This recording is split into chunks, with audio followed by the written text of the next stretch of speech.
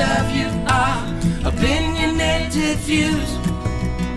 So don't switch on my TV, cause all they do is lie. And I don't need no programming telling me what to buy. But I believe the truth will set you free. I believe the truth will set you free.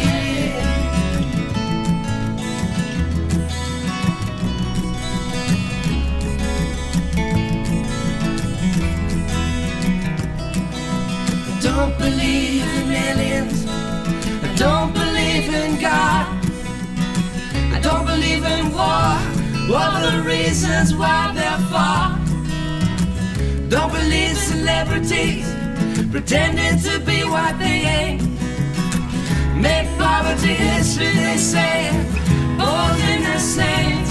But I believe the truth will set you free. I believe the truth will set you free. I believe the truth will set you free.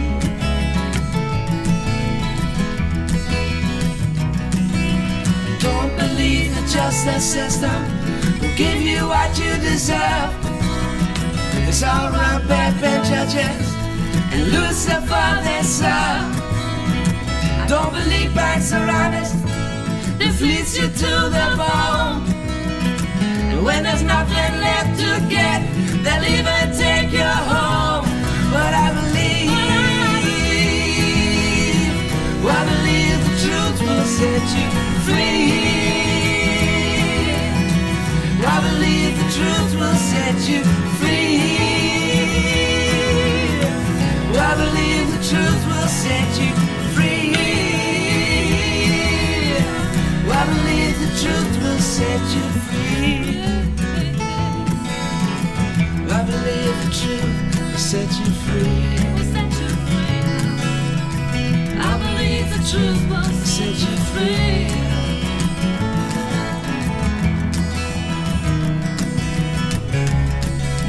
What shape do you think the Earth is? Sphere, spherical. Yeah. And what makes you think that it's spherical? Like gravitational forces would pull into a sphere physically if you work out the mass. I don't know. Yeah. I get told that basically and then I work it out and that's what it is. I don't know. Well, I mean, I was the same, you know, I thought it was spherical, purely just, you know, education, that's what I thought it was.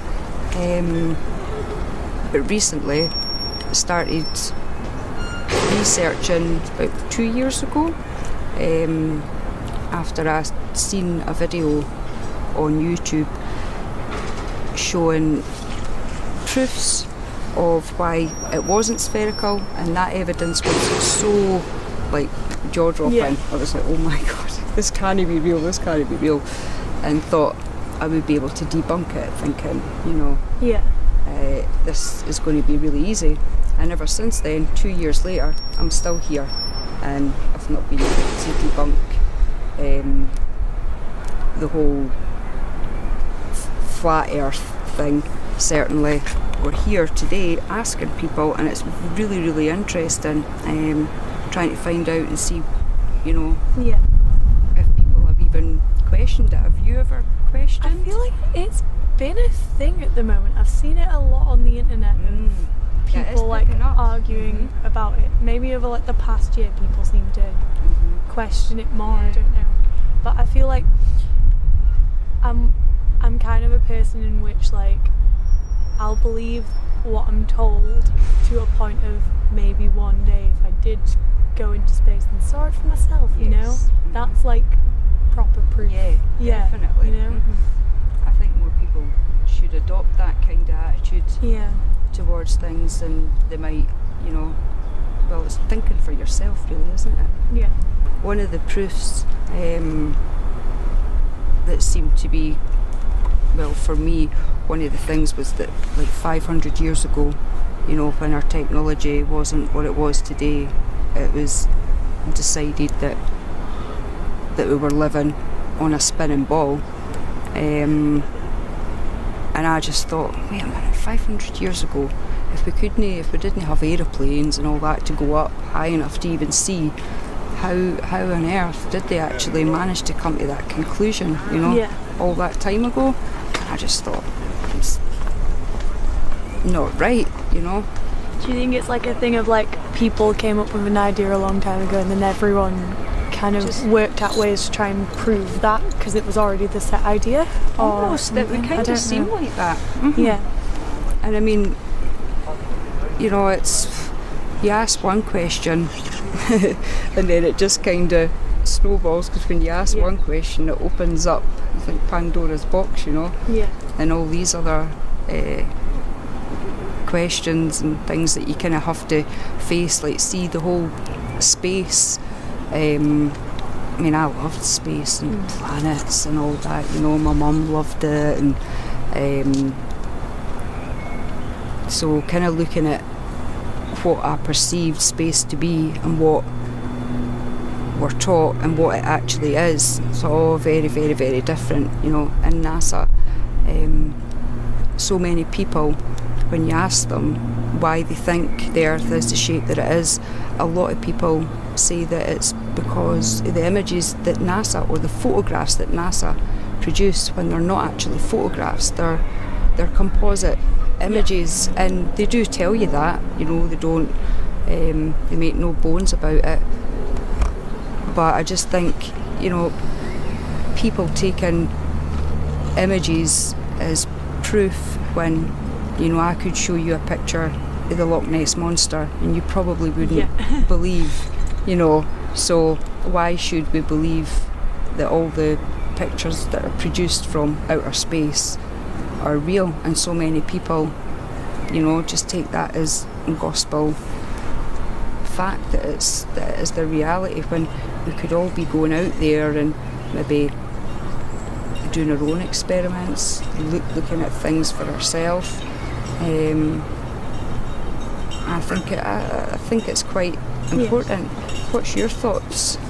I think, I guess there's, I mean, especially nowadays with the technology and like how everyone can pass around things so quickly, you do get a lot of fake things on the internet now, or like fake news, you know, or like things that people take at face value instead of like knowing where they came from, or like what's come about them, I guess. I think really it's just, don't believe something as 100% fact until you've seen it with your own eyes, instead of just from a picture on the internet, I guess, you know.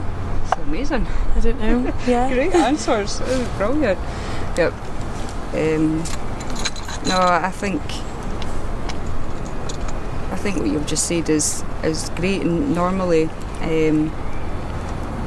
when we do these interviews, you know, you can get all sorts of reactions, and I think it's been so heavily ingrained into, you know, when you're young, you know, you walk into any classroom. I've got 2 sons, you know, and so through my own schooling and then them going through the schooling somewhere. Is that right? Oh, there we go. You know, you walk into the classroom and you see the globe, and it's just like a constant reminder, it's reinforcing it. So it things from when you're like really young, so you just assume. So you don't know any better. I know what I mean, so when you do start to question these things, it can feel a bit sort of, because nobody else kind of does it. You don't want to say something that everyone else disagrees with, or like think about it, because people will just be like, no, that's wrong, this is what the fact is. And there's a lot of stigma and ridicule and things like that attached to it as well, but the reason that we are here and doing this and just asking people, it's just because I honestly feel, see, if I'd met somebody on the street and they asked me the kind of questions that you know, we ask, that would have been enough for me to look into things myself and start researching, you know, because it didn't take much for me to question it and look into stuff myself, and I just thought, I kind of know about this now, and if I'm not out there even just giving people the opportunity to ask a question, think for themselves, or, you know, then I'm not doing what I should be doing, because I know that it probably, a wee interview like this, a wee question would have been enough for me to question it, and I just kind of hope that maybe other people like yourself will do the same. But you've been so great and open, and I can't believe, like, you know, for speaking to you for the first time, it's actually went so well. It's really, really, really good. Not so daunting. Have you not asked anyone else yet? Not me, this is my first day. This is my first day out, but John's out all the time. Yeah. Mm-hmm. And this is great because you've been so open. I think it's given Leslie a lot of confidence doing her first interview. Yeah. I don't know. I think a lot of people very much have like black and white, like this is what I believe, that's it. But I don't know. I don't see the point in thinking something as a fact if I don't know from personal experience that is exactly a fact. Do you know what I mean? Yeah. I don't know. I think we go on the footing that science has to be demonstrable and repeatable and measurable for us before we're going to also believe it's a fact. It's a bit hard to when we're so small and the Earth's so big, you know. Exactly. It is, but like, as Leslie pointed out, when we're told the photographs aren't real, you know, that they're composites, then we have a lot of other questions about our natural observations, like water. Water always finding its own level, and nowhere in nature does water conform to exterior shape. 73% of the Earth is flat water. Except if you put it in zero gravity, but that's completely different. There's no demonstration that gravity actually exists, or a working model of the ball with water on it. See? And I suppose all we're asking for is some evidence of that. Yeah, no, that's fair. Yeah, and it should be pretty easy to produce. You would have thought, if it's taught, you know, as pretty much. Well, I mean, I grew up thinking that it was a real thing, you know. I accepted it and I believed it, and this is it. It's coming back to, you're taking that leap of faith and believing in something that you have no... When they can't put it in front of you and be like, look, this is what it... And I know with certain things, you know, you have to kind of place your trust and take that leap of faith, like, you know, if you're going for an operation, you're going to trust that the doctor that's operating on you has the qualifications to do the operation, perform it, you know. You would hope. But when it comes to things like gravity, can't accept that anymore. Every time that word is used in the video, I usually play in the background Queen's "It's a Kind of Magic." It's a kind of magic. Because we haven't seen any evidence for it, you know, and that's all we're asking. This conversation is so messing with me because my entire degree is based around trusting this. So I'm gonna have to go back and just it's fine. We've got a friend called Gavin who's got an honours in physics and maths. Yeah. And he thinks it's all a lie. He's been lied to, and he's quite angry about it. And he's on with us doing the same thing. So I get it. If you spend so many years working and doing something, and then realising that you believe something different, it's going to be. I mean, the realisation for him, in comparison to myself, I couldn't even begin to imagine what that would have been like. You know, I'm a hairdresser. Yeah. You know, it must have been very, very, very difficult when all your life, you know, you've kind of dedicated so much, and there's a lot of pressure as well, I suppose, from you know, your family and stuff like that. Yeah. I'm Emma. Thanks very much, Emma, for your time. All right. Thank you very much. Thanks. So Leslie, your first interview, congratulations, well done, you were brilliant. It was absolutely amazing. I couldn't believe all the people that were seen today. I managed to pick probably one of the most open-minded, receptive young women. She was absolutely amazing. Yeah, absolutely. Couldn't have asked for anything more, really. Absolutely brilliant. Good experience. It's a bit daunting to start with, being up here, being aware that there's so many people here that are definitely a lot more intelligent than myself, but so long... Well, academically, yes. Yeah. I mean, it just kind of makes life a wee bit more difficult as well if there's that heavy engrainment, you know. But no, on the whole, yeah, it's been pretty awesome. Fantastic. And Emma was really good. Yes, she was.